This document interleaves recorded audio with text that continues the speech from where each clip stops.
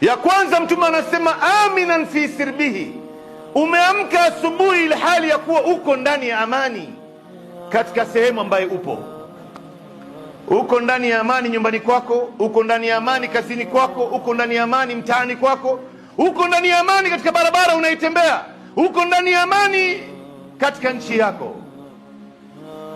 Basi hii ni miongoni mwa neema kubwa sana.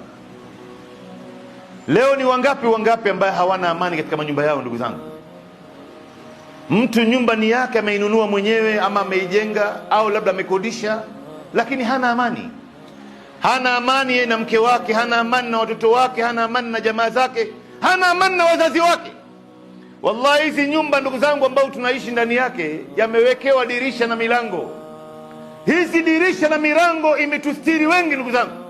Lao madirisha haya yanaondolewa katika manyumba haya na milango yake, sisi wengi wetu hapa tutaadhirika ndugu zangu. Wewe unapoona ndani ya nyumba yako kuna amani, hii ni miongoni mwa neema kubwa sana. Wangapi miongoni mwetu ambaye hawana amani makazini mwao ndugu zangu? Mtu kazi ni yake, biashara ni yake, yeye mwenyewe labda ni tajiri, lakini hana raha, yumo ndani ya dhiki tu. Kila siku ni kulipa madeni, kila wakati anakimbizana na wafanyakazi, kila mara hawezi hata kucheka na mtu.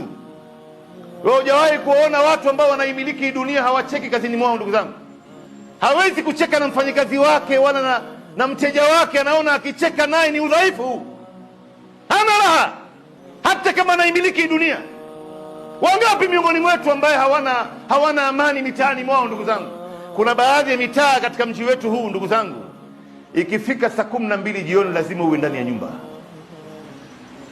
Ukitoka nje basi unahatarisha.